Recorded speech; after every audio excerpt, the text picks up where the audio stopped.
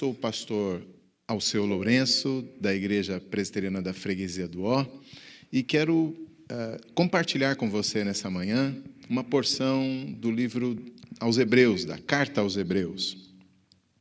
Na verdade, nós começamos a estudá-la 15 dias atrás e lemos os primeiros versículos. Hoje vamos terminar de ler o capítulo 1. Deixa eu já deixar um recado para você. Se você tiver pedidos de oração, você pode marcar aí no nosso chat e a gente vai orar juntos pelos seus pedidos ao final do programa, tá bom? Então, vamos abrir as nossas Bíblias, Epístola aos Hebreus, no Novo Testamento, e vamos fazer essa leitura. Eu vou ler todo o capítulo. Diz assim: havendo Deus outrora falado muitas vezes e de muitas maneiras aos pais pelos profetas, nesses últimos dias nos falou pelo Filho, a quem constituiu herdeiro de todas as coisas, pelo qual também fez o universo.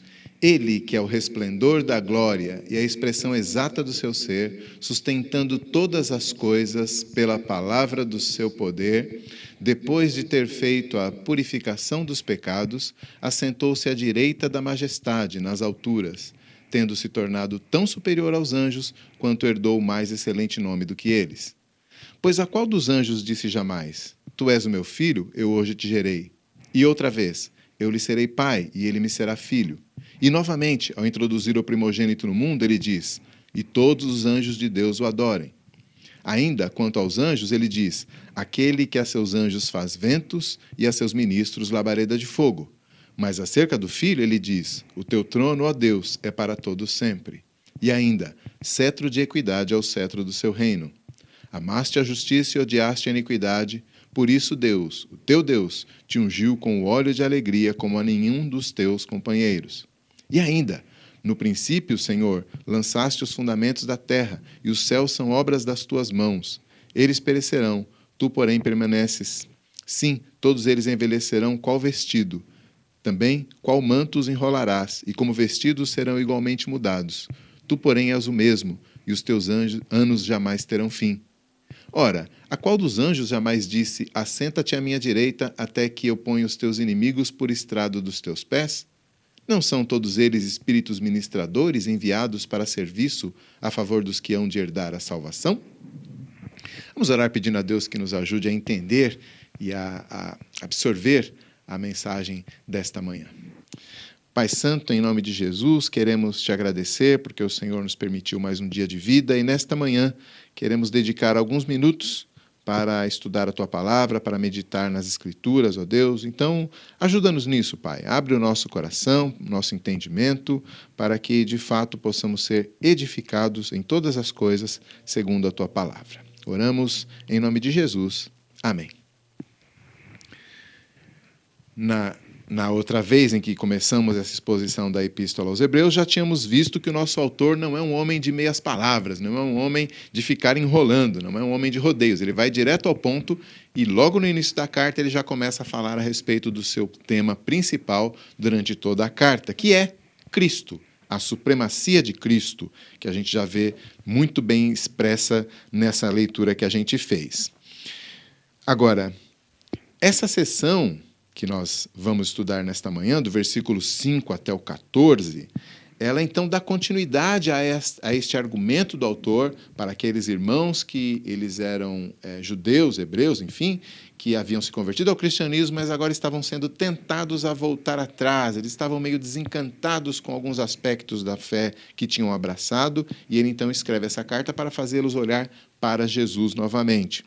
E nessa parte dos 5 até o 14, ele faz uma sequência de 7 citações ao Antigo Testamento, a passagens do Antigo Testamento, com o objetivo de demolir qualquer dúvida, qualquer hesitação que os seus leitores pudessem ter sobre a superioridade de Jesus Cristo.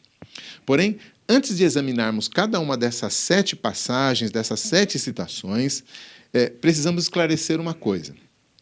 O autor começou a falar a respeito de Jesus da maneira mais enfática e elevada e exaltada possível. Né? Nos primeiros 3, 4 versículos lá, que nós estudamos da outra vez, ele fala de Jesus como sendo o Deus Filho que criou o universo pela sua palavra e que a sustenta também pela sua palavra. Ora, se ele já colocou Jesus lá em cima, como é que no versículo 4 ele fala de Jesus se tornar superior aos anjos? Né? Se ele já era tão superior, como ele pode se tornar superior? Então, essa pergunta a gente precisa de responder antes de irmos para o nosso texto propriamente dito. Porque apesar dele falar do Cristo, né, de Jesus, como o Filho de Deus, que estava na criação do universo, sendo o mediador de Deus, do Criador, na criação do universo, o foco dele, daqui para frente, não é na obra do Deus Filho lá na criação. O foco dele é na obra do Deus Filho na redenção.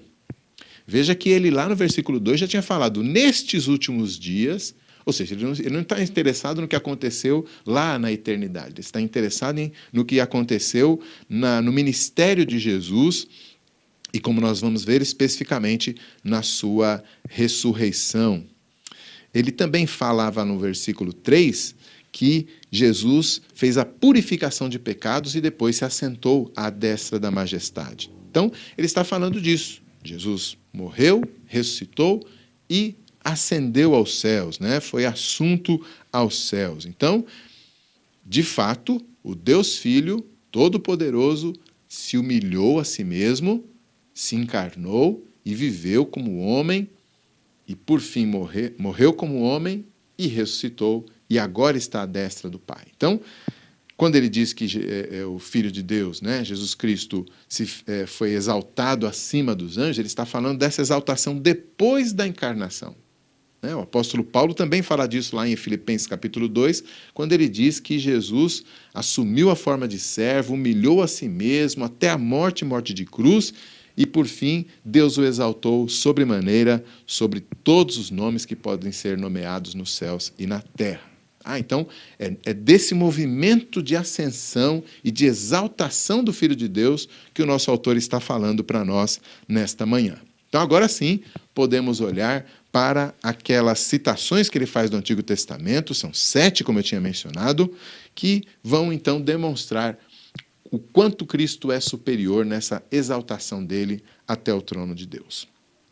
E a nossa primeira citação, então, está no versículo 5, né? Ele diz assim que ele está citando o Salmo de número 2, versículo 7, quando ele diz assim, Tu és meu filho, eu hoje te gerei.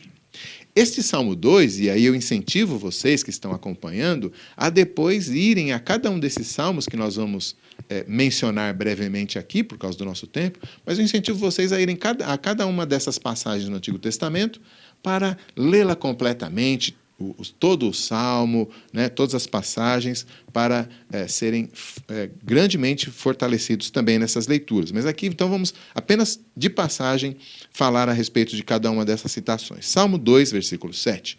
O Salmo 2 é um salmo no qual Davi fala de como Deus havia feito um pacto de bênção com o seu próprio reinado. Davi está falando ali, primariamente, de si mesmo, como o rei de Israel, abençoado por Deus.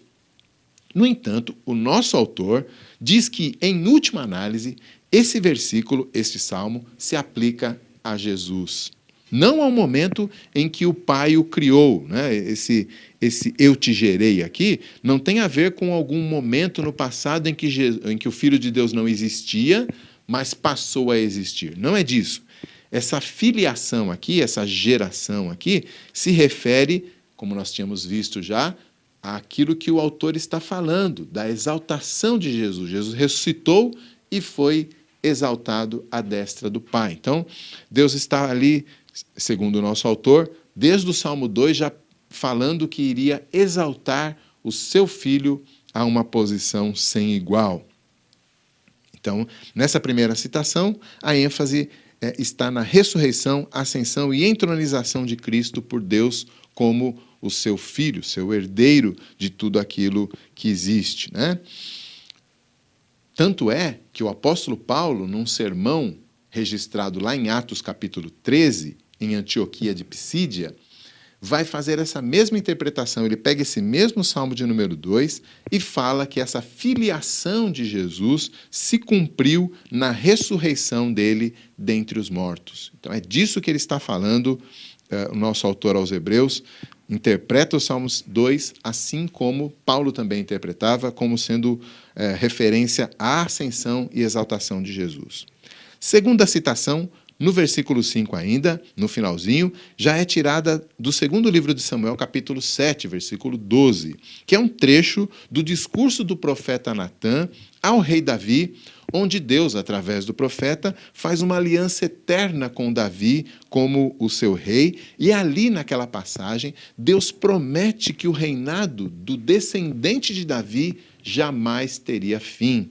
Então, diz assim: eu lhe serei pai e ele me será filho, reforçando a ideia da filiação de Cristo a Deus, mas aquela filiação conquistada por ele ao cumprir a sua missão de redenção e ser então galardoado pelo Pai com a ressurreição dos mortos. Essa segunda citação, então, está afirmando que aquela promessa que Deus fez para Davi a respeito do seu descendente não se cumpriu em nenhum dos muitos filhos e descendentes de Davi que assentaram-se lá no trono de Judá. Não. O nosso autor está dizendo que aqueles 400 anos da dinastia de Davi não chegaram a cumprir essa promessa. Pelo contrário, ela se cumpre agora, nesses últimos dias, em Davi, em Jesus, né, o filho de Davi. No versículo 6, nós temos a terceira citação, que agora é ao Salmo 97, versículo 7. Na nossa tradução, na tradução que nós costumamos usar em português, ela, lá no Salmo 97, 7, diz assim: prostrem-se diante dele todos os deuses. Mas o nosso autor está usando uma outra versão, uma versão que era bastante popular naquela época, uma versão do Antigo Testamento em grego, na qual diz realmente, prostrem-se diante dele todos os seus anjos. Então ele usa essa passagem nessa tradução, no versículo 6, e todos os anjos de Deus o adorem. Está citando o Salmo 97, 7, naquela tradução que ele tinha. Então, enquanto o salmista está ordenando que os seres celestiais, né, todos os seres celestiais, se prostrem diante do Senhor de toda a terra, aqui o nosso autor está usando essa passagem para dizer que todos os seres celestiais devem se prostrar diante de Jesus, porque ele é o Senhor de toda a terra. Ele está exaltado acima de todos os seres celestiais, acima de toda a terra, e ele foi exaltado a essa posição pelo próprio Deus. É o Senhor que está dizendo para que todos adorem ao seu Filho Jesus. Quarta citação do Antigo Testamento, no versículo 7. Ela vem do Salmo 104, versículo 4, um salmo de celebração à glória de Deus, refletida na grandiosidade da natureza. O salmo inteiro vai apontando cada elemento da natureza e falando o quanto aquilo mostra o poder, a autoridade, a grandeza de Deus. Mas o nosso autor, então, pinça apenas o versículo 4, que diz lá: aquele que a seus anjos faz ventos e a seus ministros labaredas de fogo. Então, o salmista aqui está falando que o vento e o fogo são novos mensageiros de Deus, ou além de toda a criação que já comunica a respeito de Deus, o vento e o fogo também comunicam a respeito de Deus, da sua grandeza, são então mensageiros do Criador. Mas o autor aos Hebreus toma esse versículo para demonstrar que até os anjos são meros servos daquele pelo qual Deus, o Criador, fez todo o universo. Então, o Salmo está falando da criação, o autor aos Hebreus pega aquele versículo e diz: então, a criação toda foi feita pelo Filho de Deus, e os seus ministros, os seus anjos, são apenas servos dele. Então, o ponto é que o Filho de Deus é Senhor, é o mestre dos anjos, eles são seus servos, eles o adoram e eles fazem a sua vontade. Quinta citação, não se perca aí, são várias citações do Antigo Testamento, está aí do versículo 8 até o 9, é uma citação do Salmo 45, versículos 6 e 7. É um salmo de celebração ao rei de Israel, exaltando a sua dignidade e descrevendo como ele foi galardoado com a honra de ser o representante do Senhor no meio do seu povo. Já o nosso autor toma emprestado esse salmo para confirmar que Jesus é o descendente de Davi, que se assentaria num trono eterno. Quer dizer, o seu reinado jamais teria fim, né? O teu trono, ó Deus, é para todo sempre, diz o versículo 8. E não apenas isso, ele também fala do quanto esse trono é justo, né? O seu cetro de equidade, ele ama a justiça. E no versículo 9, que corresponde ao versículo 7 lá do Salmo 45, ele lembra, né? Ele cita o Salmo, e o Salmo chama os reis da terra de Deus, né? Os reis de Israel de ó Deus, né? É claro que lá no Salmo, essa expressão era no máximo uma metáfora, né? Para falar a respeito da autoridade daqueles reis, mas aqui não. Aqui o nosso autor usa aquele salmo para identificar Jesus como o Filho de Deus e, portanto, divino também. Agora, nós podemos ver, então, nessa citação, que o que era metáfora lá no Antigo Testamento, aqui é concreto, aqui é real. Cristo, de fato, é aquele por meio de quem Deus criou e sustenta o seu universo. Sexta citação está nos versículos 10 a 12, a citação do Salmo de número 102, versículo 25, 26 e 27. Acompanha aí, no versículo 10 até o 12, no princípio lançaste os fundamentos da terra, Senhor. Os céus são obras das tuas mãos, eles perecerão, tu, porém, permaneces, e eles envelhecerão como um vestido, como um manto, e assim por diante. Tu és o mesmo, os teus anos jamais terão fim. Então, neste salmo, o 102, o salmista clama ao Senhor por um livramento. Ele está numa situação difícil, o salmo é uma oração de clamor, mas no finalzinho do salmo, ele quer louvar a Deus pela sua eternidade, pela sua imutabilidade. Deus não muda, ele já existia antes que os céus e a terra fossem feitos pelas suas mãos, e ele continuará existindo quando os céus e a terra se tornarem como um pano velho que a gente enrola e coloca num canto porque já não serve mais. Mas o nosso autor aplica, então, este salmo que está falando do Todo-Poderoso Criador ao Senhor Jesus. Então, ele está, mais uma vez, reafirmando a divindade e a autoridade supremas do Cristo. E, por fim, a nossa sétima citação está no versículo 13, é ao Salmo 110.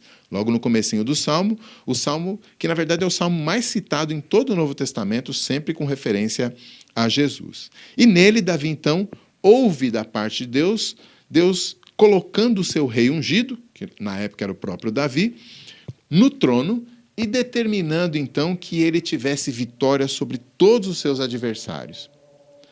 Quando aplicado a Cristo, como o nosso autor faz, essa cena, então, se refere à sua vitória sobre a morte e à sua ascensão à direita de Deus o Pai, de onde ele reina soberano em glória. Mas note agora que essa citação está enquadrada numa pergunta. Ele diz assim: a qual dos anjos o Senhor Deus concedeu esse tipo de honra?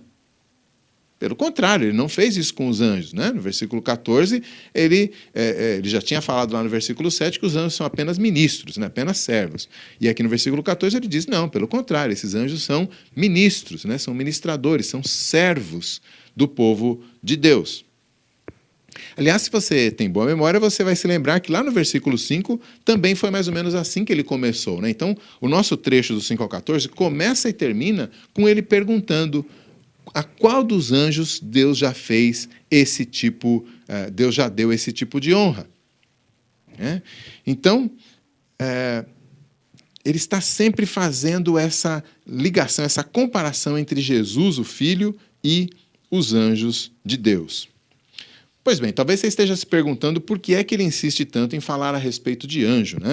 É porque na época havia algumas mentalidades dentro do judaísmo, nós descobrimos isso pela arqueologia, que pensavam que as promessas do Antigo Testamento eram tão completas a respeito do Messias que, na verdade, não haveria um Messias só, haveriam três. Um Messias descendente de Davi, um Messias descendente de Arão, um sacerdote, e um Messias na descendência profética de Moisés. Então, haveria um Messias profeta, um Messias rei e um Messias sacerdote. E como nós vimos no começo do livro, o autor já começa afirmando que Jesus é profeta, sacerdote e rei. Ele é profeta porque é por ele que Deus falou de forma definitiva. Ele é sacerdote porque é por meio dele que Deus fez a purificação dos pecados. E ele é rei, como nós estamos vendo de maneira mais detalhada agora no final desse capítulo, porque ele se assentou à direita de Deus o Pai para comandar toda a criação de Deus através do seu trono. Então, os primeiros leitores lá dessa carta estavam influenciados por essa mentalidade e o nosso autor, então, se esforça para demonstrar que, desde o Antigo Testamento, já estava previsto que o Messias seria um só. E o detalhe é que, na mentalidade judaica, o arcanjo Miguel, o anjo Miguel, que Daniel, lá no capítulo 10 do seu livro, o profeta Daniel, ele diz que Miguel é o príncipe do povo de Deus, é o defensor do povo de Deus. Esses judeus entendiam que Miguel estava acima desses 3 Messias e ele, então, seria o grande supervisor do reino messiânico. Então, o nosso autor está dizendo o quê? Ele está dizendo que Jesus, o Filho de Deus, é o Messias único e suficiente. Não é necessário mais nenhuma figura messiânica depois dele e muito menos necessário um anjo para supervisionar o seu trabalho. Jesus é o Filho eterno de Deus enviado para ser o nosso profeta, rei e sacerdote e que agora reina sobre toda a criação, inclusive sobre os anjos de Deus. Então, louvado seja ele e somente ele. Por ele ser declarado Filho de Deus, os que creem em seu nome também são feitos filhos de Deus. Porque ele é primogênito dentre os mortos, todos os que creem nele igualmente ressuscitarão. Porque ele reina sobre os seus inimigos, nós também somos mais que vencedores. Porque o seu cetro é de equidade e justiça, nós somos santificados. Porque o seu reino é eterno, nós vivemos para sempre com ele. Então, Jesus, ele não é apenas, o autor não está apenas colecionando essas promessas feitas ao Messias para mostrar que Jesus é superior a qualquer anjo, mas ele também está mostrando que essas profecias e essas promessas, ao se cumprirem em Jesus, são também dadas a nós. Porque Jesus é o nosso mediador, o nosso representante perante Deus. E aí que está a nossa aplicação, a nossa primeira aplicação. Bateu aí, se você foi? tem andado desanimado com suas lutas e até com as suas derrotas espirituais, se você tem pensado em desistir da luta espiritual diária que é seguir a Jesus, se você tem sido tentado a voltar atrás, então medite nas promessas de Deus a Jesus. Porque nós somos muito incapazes de alcançar essas promessas, nós somos insuficientes, não somos merecedores dessas promessas, mas cada uma dessas promessas que foi entregue a Jesus para o nosso benefício. É para nós que elas servem e é a nós que elas são direcionadas. Então, olha que encorajamento maravilhoso você tem ao meditar nessas promessas lá do Antigo Testamento ao Messias, que é Jesus. Mas tem uma outra coisa. Conforme o autor nos coloca diante dessa superioridade de Jesus acima dos anjos, ele também diz que os anjos são ministros, são servos do Senhor para ministrarem, ou seja, servirem, socorrerem todo o seu povo. Então veja também aqui o quanto nós temos consolo para as nossas lutas. Afinal de contas, não estamos lutando sozinhos. Não estamos desamparados. Jesus não é um rei que seja negligente com os seus súditos, ele não é um rei que está desinteressado com os seus súditos. Pelo contrário, ele coloca miríades, milhares de anjos a serviço do seu povo, da sua igreja, das suas ovelhinhas. Então vejam, meus irmãos, que o autor aos Hebreus está nos apresentando Jesus e a meditação nas glórias e na grandeza de Jesus como o grande remédio para o nosso desânimo. Você tem andado desanimado? Você tem andado cabisbaixo? Você tem se sentido derrotado na sua peregrinação espiritual? Talvez seja porque você está olhando demais para si mesmo. Talvez você esteja olhando demais para os problemas. Talvez você esteja olhando demais para as circunstâncias negativas. Mas quando nós fazemos isso, nós deixamos de olhar para o trono. E no trono, se olharmos para lá, nós veremos o nosso Senhor reinando. E ele não reina em favor de si mesmo. Ele reina em favor do seu próprio povo, dos seus súditos, de cada um de nós que cremos no seu nome. Então, Levante a cabeça. Não levante a cabeça simplesmente no sentido de se animar, não. Levante a cabeça para olhar para os céus, onde Jesus está assentado, reinando em nosso favor. Bom, que o Senhor Deus nos ajude, nos fortaleça ao meditarmos na grandeza e na glória do Senhor Jesus. Agora eu quero orar com vocês. Deixa eu ver se há algum pedido feito aqui no nosso chat. Bom dia, bom dia. Deus abençoe. Que o Senhor nos guie. Glorificamos o seu nome. Joia, não tem nenhum pedido de oração que eu estou vendo aqui. Então nós vamos louvar a Deus por Jesus Cristo, o nosso Senhor, pedir a Ele que sempre permita que nós estejamos firmes na sua presença e que Ele sempre ordene aos seus anjos que sejam servos, ministradores, auxiliadores, socorristas de cada um de nós, né, no meio do seu povo, né? Que essa palavra fortaleça o seu coração. Abaixe sua cabeça, vamos orar mais uma vez. Pai Santo e Eterno, em nome de Cristo Jesus, nós queremos te agradecer, porque essas promessas maravilhosas nos fazem olhar para o Senhor Jesus e, olhando para Ele, nos fortalecem, nos revigoram, fazem com que as nossas lutas e limitações sejam diminuídas, ó Deus, porque diante da glória do Senhor Jesus, nada é grande o suficiente, nada pode colocar temor nos nossos corações, nenhum desafio é grande demais, ó Deus. Então queremos te agradecer e te pedir, ó Deus, que nós sejamos fortalecidos no nosso olhar, que o nosso olhar possa ser direcionado para o Senhor Jesus e ali permanecer. Também, ó Pai, queremos te agradecer pelos teus socorros, ó Deus, porque nós percebemos na nossa vida o quanto o Senhor tem nos ajudado, o quanto os teus anjos, como diz a tua palavra, têm se acampado ao redor das nossas vidas, ó Deus, e mesmo quando atravessamos lutas, nós percebemos que não somos nós mesmos que lutamos, mas o teu exército é que luta por nós. Então te agradecemos, ó Pai, por esses socorros e por tudo que o Senhor tem feito em nossas vidas. E te pedimos, ó Deus, se há algum irmão ou irmã assistindo a essa transmissão, a esse programa, e que tem sido tentado a voltar atrás, tentado a desistir, que o Senhor esteja fortalecendo, Pai, o espírito, fortalecendo e revigorando a fé, ó Deus, para que esses irmãos possam voltar a olhar para o trono da graça e da glória do Senhor Jesus. Louvado seja Ele. Nós oramos em nome dEle. Amém. Amém. Graças a Deus. Espero que você tenha sido fortalecido na sua fé, na meditação do Cristo que reina. Deus abençoe. Até uma próxima oportunidade.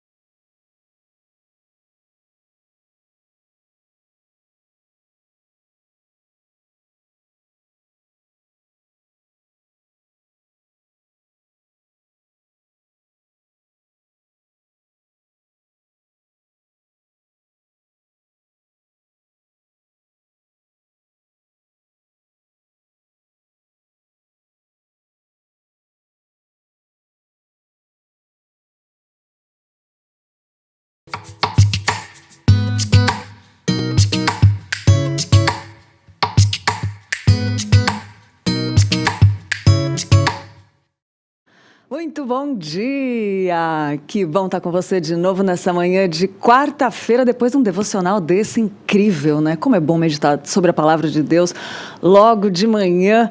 Quero dar bom dia para você que abriu a porta da sua casa. Nosso programa está especial hoje e nós estamos falando, né, dos problemas da nossa geração e hoje nós vamos falar do problema da arrogância. Muitas vezes a gente nem pensa que a gente é arrogante, né? Às vezes é difícil, geralmente a gente pensa que o problema é sempre dos outros, que não é nosso, né? Mas vale a pena fazer uma autoavaliação, porque às vezes tem pecados que a gente não percebe que estão atrapalhando demais a nossa vida. Então, esse programa eu tenho certeza que vai falar ao seu coração. Então, presta atenção, nosso convidado também especial de honra sempre é, né, gente? Mas hoje, nosso convidado vai responder tudo também, nosso querido pastor Nilson Júnior. Pode fazer pergunta que ali sabe, hein, gente? Olha só, enquanto isso, eu vou ler um versículo, mas antes disso, se inscreve no canal, manda aí para alguém que você quer edificar a vida dessa pessoa. Lembrou de alguém aí? Manda para a lista de amigos. Esse programa vai ser muito bom, para a glória de Deus. Eu tô com expectativa em Deus no que Ele vai fazer nessa manhã aqui. Então, compartilha aí, já se inscreve no canal se você não se inscreveu, para ajudar essa TV missionária, né? Que tem edificado tantas vidas. Seja um instrumento aí na mão do Senhor. Vamos falar sobre arrogância e eu quero ler um versículo que diz assim: a arrogância dos homens será abatida e o seu orgulho será humilhado. Enquanto Deus despreza o arrogante, Ele abençoa os humildes. Isaías 2:17. E a gente tem vários versículos na Bíblia falando sobre arrogância. Olha como é um pecado que Deus não gosta. A soberba, a arrogância, o mau caminho e a boca perversa, eu os aborreço. Olha isso, Provérbios 8:13 fala. Vou ler alguns versículos aqui que falam, e vindo a arrogância, chega logo também a desonra, mas com os humildes está a sabedoria, lá em Provérbios também, né? E olha só esse daqui que interessante. Quem age com arrogância está à procura da própria destruição. Olha o que a Bíblia fala, gente. E tem muito mais sobre a palavra de Deus. Fala em Provérbios, fala em Isaías, fala em Obadias, fala em Mateus, mas vamos perguntar tudo para o pastor Nilson, que eu sei que esse papo vai estar legal. Antes eu quero dar bom dia para você que está nos assistindo, a Dani Brito, a Cristine Samões, o Osni, a Vânia Julião está sempre com a gente, a Ruth, a Nilza, a Hilda, a Delva, a Roberta, a Claudineia. Posso falar? É muito bom estar com vocês. Mas vamos lá falar sobre os problemas da nossa geração, falando sobre arrogância, com o nosso querido pastor Nilson. Bom dia, pastor Nilson. Bom dia, Lídia. Bom dia a todos aqueles aí que nos acompanham na IPP TV. Um abraço aí a todos. E mais uma vez eu agradeço aí o convite aí para aprender junto com vocês. Pastor, é muito bom, o senhor falou tudo, né? Aprender, porque a gente fala primeiro pra gente, né? Fazendo roteiro, a gente vai falando, meu Deus do céu, vai fazendo uma autoavaliação, assim, né? E hoje falar sobre arrogância. Os problemas da nossa geração, por que é importante falar disso, pastor? É importante falar disso, né? Porque é uma das características que, claro, infelizmente marcam o ser humano desde Gênesis, né? Desde a queda, desde Gênesis 3. Uhum. Um dos pecados que marcam aí as atitudes do ser humano é a arrogância, né? E na nossa época, eu creio, né? E existem alguns estudiosos que vão nesse caminho, que eles deixam bem claro que isso tem aumentado possivelmente, né? A arrogância, né? Andando perto ali da soberba, andando perto ali do orgulho, isso tem aumentado, né? Então a gente pode falar um pouquinho sobre isso. É importante falar sobre a arrogância, porque ela é uma das características do ser humano pós-queda. É uma característica, é um problema, é um pecado que também está presente na luta de todo cristão. Né? Quem dera nós pudéssemos falar que o cristão está livre da arrogância, e não, né? Inclusive, e admitir que isso existe, admitir que nós ainda lutamos e caímos, às vezes, no pecado da arrogância, eu creio que, pela graça de Deus, um dos primeiros, ou o primeiro passo para a gente realmente resolver esse problema, né? Depois tem uma pergunta que eu quero guardar aqui, me ajuda a lembrar depois. Espero, eu sou ruim de memória, mas vou tentar. Se ser arrogante, a gente pode não ser arrogante, mas pode agir em alguns momentos com arrogância, né? Vamos Sim. guardar essa para depois. Tá, ok.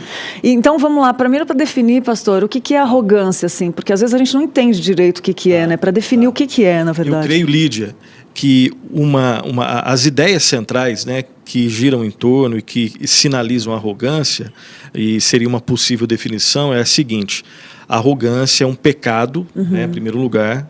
A arrogância é um pecado, é classificado nas Escrituras como um pecado, caracterizado pela falta de humildade. Né? Olha. Pela falta de humildade. A humildade, ela só é possível, né, pela graça de Deus intervindo, agindo na nossa vida. A humildade, ela é uma marca de todo verdadeiro cristão. Né? Obviamente que nós não conseguimos ser perfeitamente humildes, né, do lado de cada eternidade.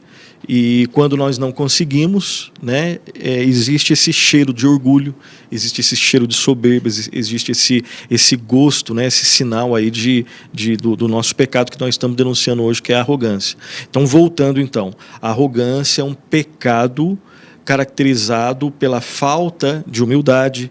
Eu listei aqui também por um sentimento de superioridade. Olha. Né? Então, falta humildade, mas sobra sentimento de humildade. Então, o arrogante, ele sempre olha as outras pessoas de cima para baixo.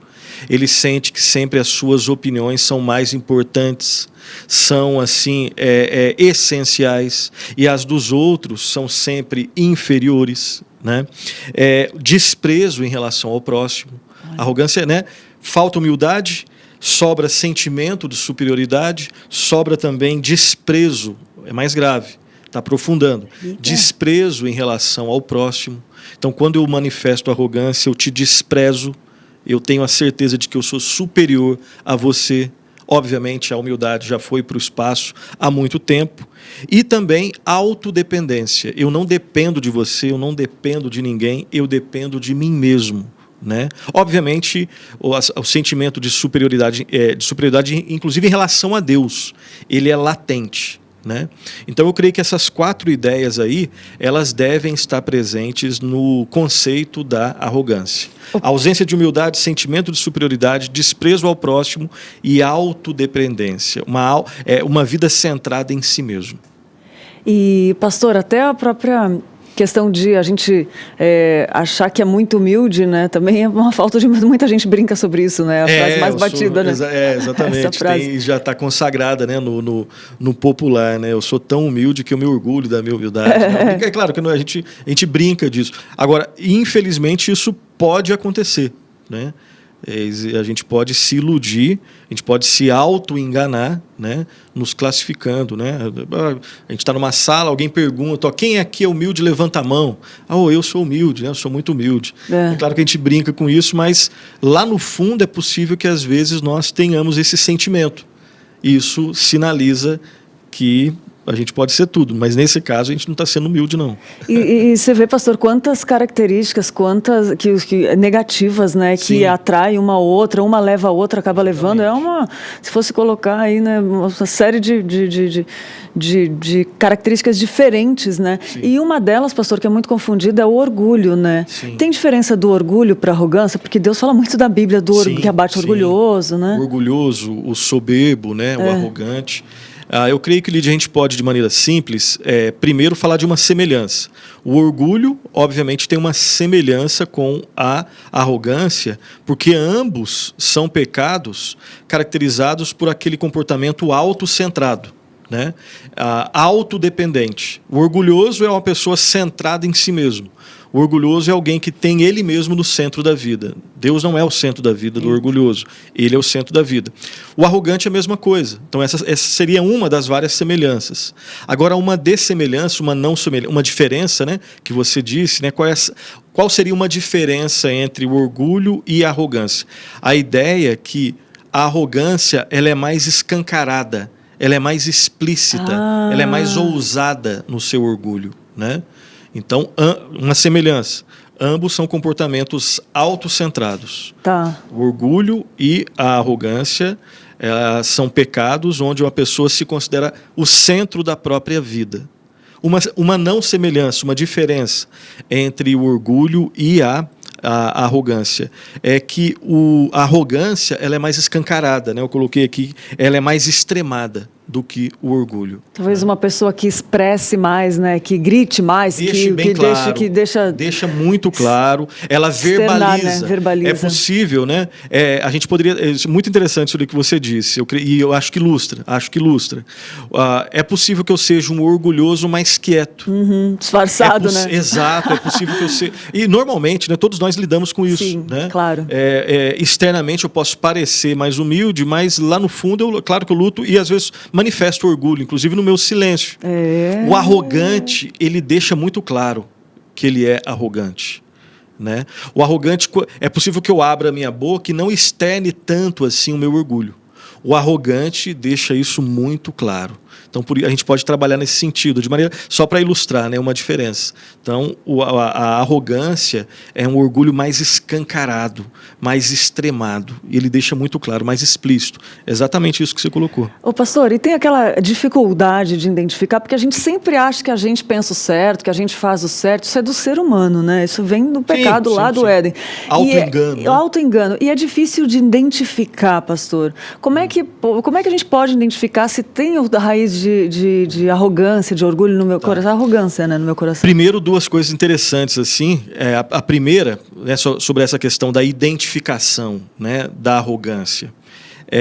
Em primeiro lugar, Lídia, normalmente sempre é mais fácil a gente identificar do que definir esses comportamentos. Olha que interessante. Né? Então é muito mais fácil. Às vezes eu falo assim, Lídia, defina a arrogância. Às vezes a gente pode dar uma escorregada aqui e acolá.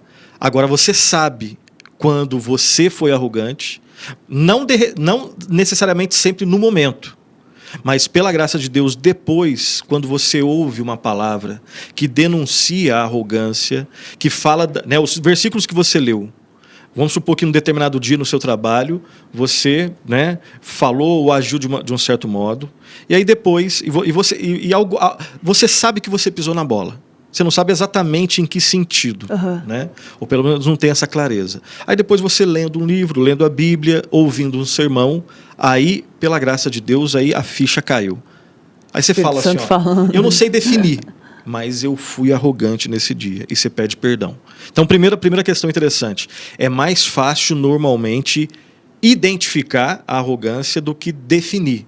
Boa. Segundo lugar, é mais fácil eu ver a arrogância nos outros do que em mim mesmo.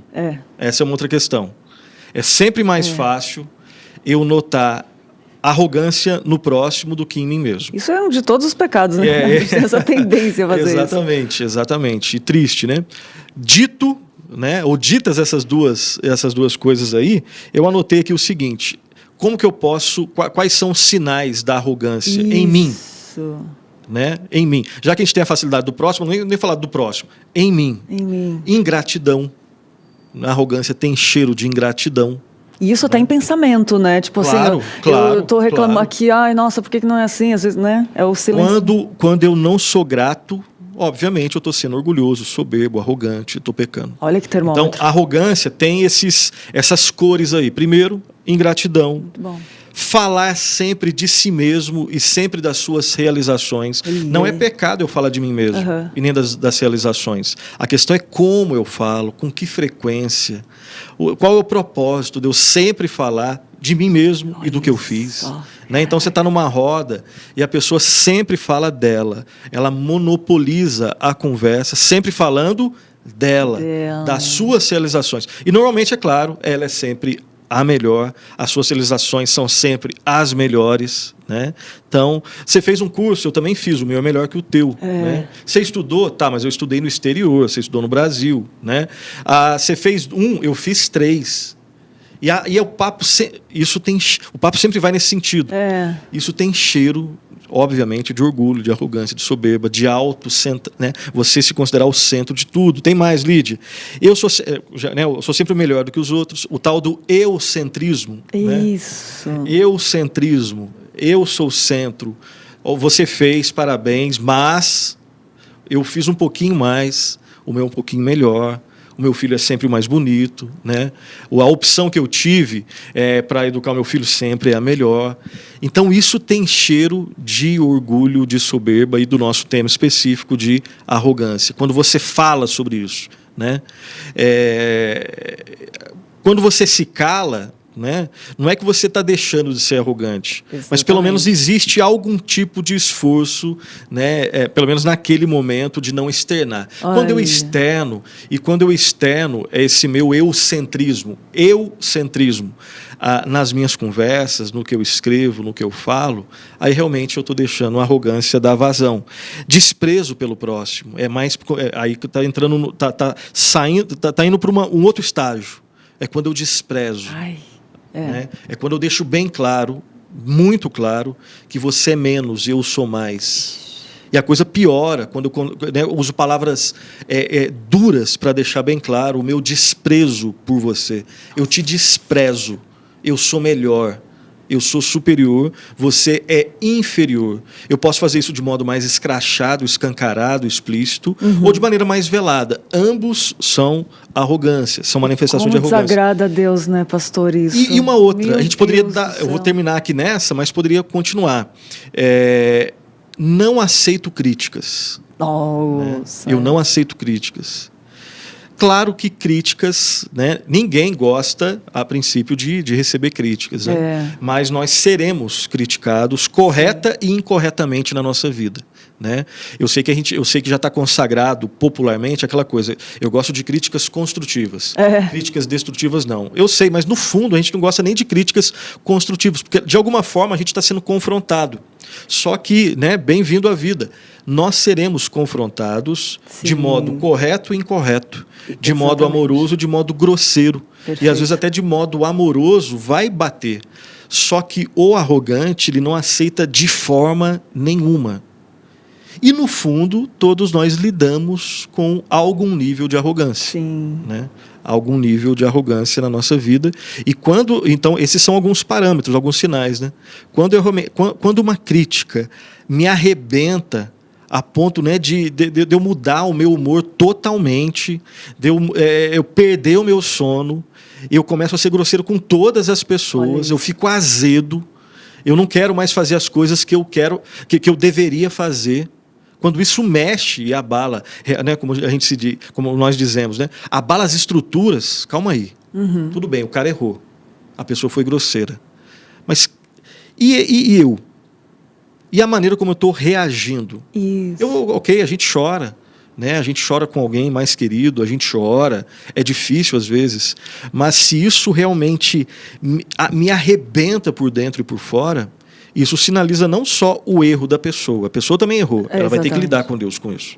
Agora estou falando de mim, de você. Como que você vai lidar com isso? A minha não aceitação das críticas, ela sinaliza, entre outras coisas, orgulho, soberba e arrogância. Olha só que Porque esse trabalho nosso aqui hoje, a gente quer, né, fazer da melhor forma, você, eu aqui. Só que é claro que nós somos imperfeitos. É claro que existem respostas melhores, um discurso melhor para falar sobre arrogância. Então, se alguém, de repente, fizer uma crítica, ok, eu vou ficar magoado aqui, ou às vezes eu nem vou ligar, mas se isso mexe comigo, né, se eu tenho aquele comportamento, como assim?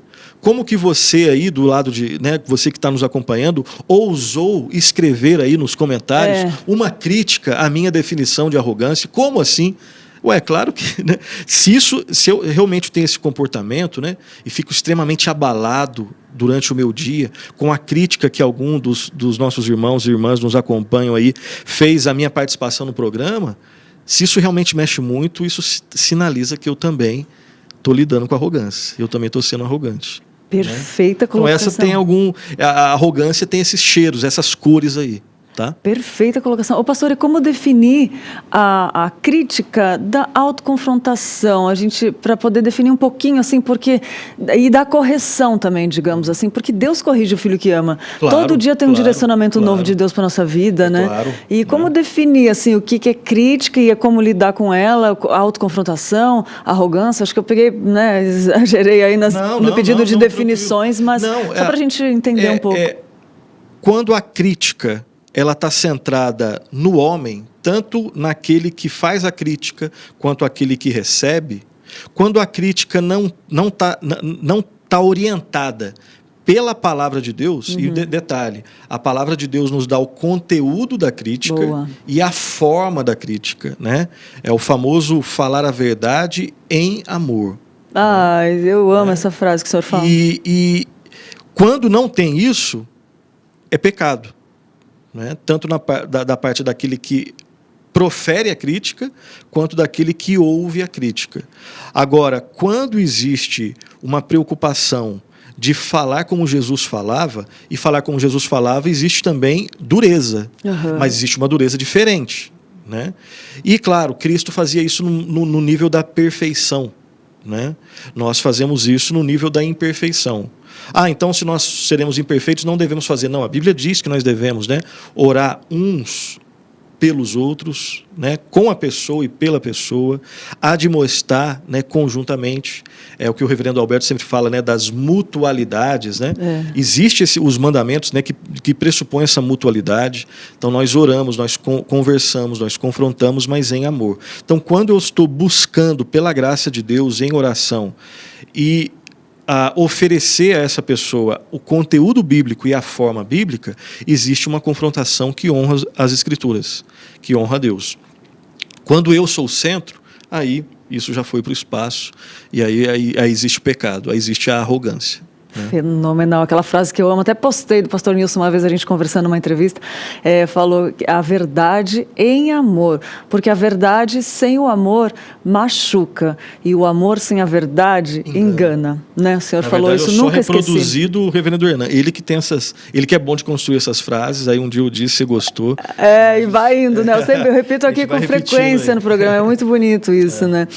Pastor, e assim, a arrogância tem um perigo muito grande, que é nos afastar da palavra de Deus por a gente achar que sabe de tudo. E isso toca a vida de todos nós, desde teólogos, todos, até aquele que menos sabe, todo ser humano, né? Sim, porque assim, ler as Escrituras, né, ela pressupõe dependência de Deus, fé em Deus, pressupõe que eu não sei, mas Deus sabe, pressupõe que eu estou errado e Deus é o perfeito, pressupõe nessa postura de considerar Deus como Deus é. Ele é o centro, não eu. A vida é sobre Deus, não sobre mim. Eu preciso de Deus.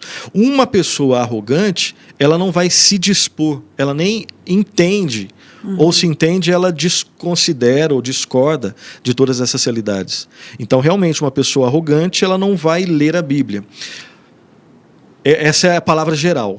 É mais complicado do que isso, porque, obviamente, se nós lidamos com a arrogância e lemos a Bíblia, então é possível que nós leiamos a Bíblia mesmo com uma postura arrogante.